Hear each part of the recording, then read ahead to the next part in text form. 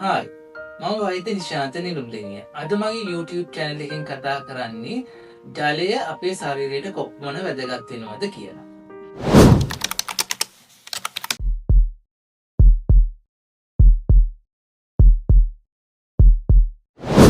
අපි බලමු ජලය අපිට වැදගත් වෙන්නේ කොහොමද කියලා.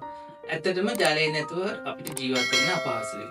අපේ බොඩි එකෙන් 60%ක්ම තියෙන්නේ ජලය. ජලය අපිට අවශ්‍ය වෙනවා අපේ ඇඟේ තියෙන පෝෂණ ද්‍රව්‍ය රැගෙන යන්න, ඒ වගේම අපේ බොඩි උෂ්ණත්වය පාලනය කරන්න, ඒ වගේම අපේ ඇඟේ හැදෙන අපද්‍රව්‍ය බැහැර කරන්න, ඒ වගේම අපේ ජොයින්ට් වල නිරෝගීභාවය පවත්වා ගන්න, ඒ වගේම අපේ සමේ නිරෝගීභාවය පවත්වා ගන්න ජලය අත්‍යවශ්‍ය වෙනවා. ඇත්තම කිව්වොත් ජලය නැතුව අපේ බොඩි එකේ ක්‍රියාකාරීත්වය හරියට සිද්ධ වෙන්නේ නැහැ.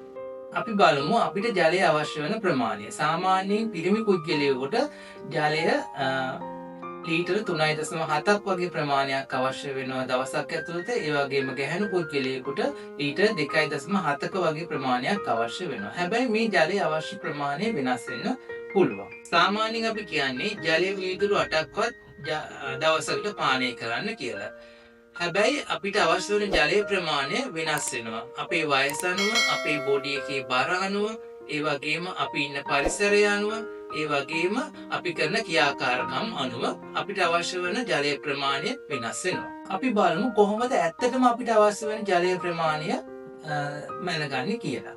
සාමාන්‍යයෙන් අපි අපේ ඇඟේ නඩත්තුව සඳහා ජලය අවශ්‍ය වන ප්‍රමාණය අපි කියන්නේ කිලෝග්‍රෑම් බොඩි වෙයිට් එකකට මිලිලීටර් 30ක් 35ක් ප්‍රමාණයක් තමයි දවසක් තුළ ලබා ගන්න ඕනේ කියලා. උදාහරණයක් ගත්තොත් අපි හිතමු කිලෝග්‍රෑම් 70ක කෙනෙක් කියලා. එතකොට එයාට අවශ්‍ය වෙන ජලය ප්‍රමාණය කිලෝග්‍රෑම් එකකට 35 මිලිලීටර් නම් එයාට දවසේ පැය 24 ඇතුළත එයාට අවශ්‍ය වෙනවා මිලිලීටර් 2450ක. ආසන්න වශයෙන් 2.5ක් වගේ ලීටර් ප්‍රමාණයක් එයාට ජලය අවශ්‍ය වෙනවා. මේ අවශ්‍ය ජලය ප්‍රමාණය අපි කියන්නේ සම්පූර්ණ ජලය විතරක් නෙවෙයි, ඔබ ගන්න ආහාරවල පළතුරුවල තියෙන ජලය, බීමවල තියෙන ජලයත් මෙතෙන්ට ඇතුළත් වෙනවා. සමහර අවස්ථා තියෙනවා අපි ජලය පානය කරන්න ඕන ප්‍රමාණය වැඩි වෙන අවස්ථා. අපි බලමු මොනවද මේ අවස්ථා කියලා. ඔබ ශාරීරික ව්‍යායාමවල යෙදෙනවා නම්, ශාරීරික ක්‍රියාකාරකම් වැඩිපුර කරනවා නම්, ඔබට දහඩිය දානවා වැඩි නම් ඔබට ජලය පානය කිරීම වැඩි වෙන්න පුළුවන්. ඒ වගේම ඔබ ඉන්න පරිසරය අනුව ඔබ අපි හිතමු ඔබ උෂ්ණාධික පරිසරයක ඉන්නවා නම් ඔබ ජලය භාවිතා කිරීම වැඩි කරන්න ඕන.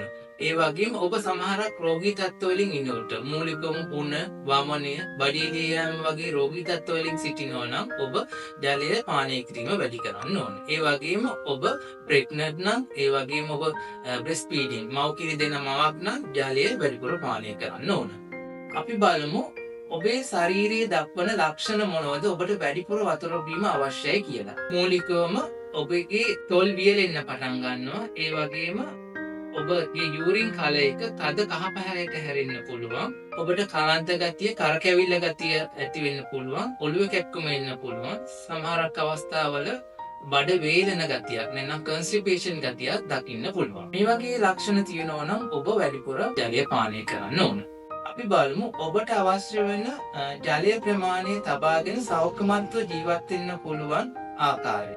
ඔබට අවශ්‍ය ප්‍රමාණයට ජලය ලබා ගැනීමට ඔබ විසින් කළ හැකි ක්‍රියාමාර්ග කිහිපයක් තියෙනවා. ඔබ උදේ පාන්දර නැගිට ගමන් ජලය වීදුරුවක් පානය කිරීම හොඳ පුරුද්දක් කරගන්න. ඒ වගේම සෑම විටම කෑම වේලකට පෙර ජලය පානය කරන්න පුරුදු වෙන්න. ඒ වගේම ජලය බහුලව තියෙන ආහාර වර්ග, උදාහරණ විදිහට කියුකම්බර්, වෝටර්මෙලන්, ඔරෙන්ජ් වගේ ජූස් වර්ග භාවිතා කිරීම තුළින් ඔබ හයිඩ්‍රේට් වෙලා ඉන්න පුළුවන්. ඒ වගේම ගමනක් බිමනක් යන විට වතුර බෝතලයක් රැගෙන යාමටත් අමතක නොකරන්න. ඒ වගේම අධික සීනි සහිත පැණි බීම වර්ග පානය කිරීමෙන් වැළකී සිටීමෙනුත් ඔබට සෞඛ්‍ය සම්පන්න ජීවිතයක් ගත කිරීමට හැකියාව ලැබෙනවා. අද මගේ වීඩියෝ එකකින් කතා කරේ අපිට සෞඛ්‍ය සම්පන්න ජීවිතයක් ගත කිරීමට ජලය කොපමණ වැදගත් වෙනවද කියලා. ඔබ දැනුවත් වෙන්න ඇති කියලා මම හිතනවා. ඒ වගේම තවත් කෙනෙකුට දැනුවත් වෙන්න මේ වීඩියෝ එක ෂෙයා කරන්න. ඔබට තියෙන ගැටලු කමෙන්ට්ස් කරන්න. අපි මේ වෙලෙම හරවත් වීඩියෝ එකකින් නැවත හමු වෙමු.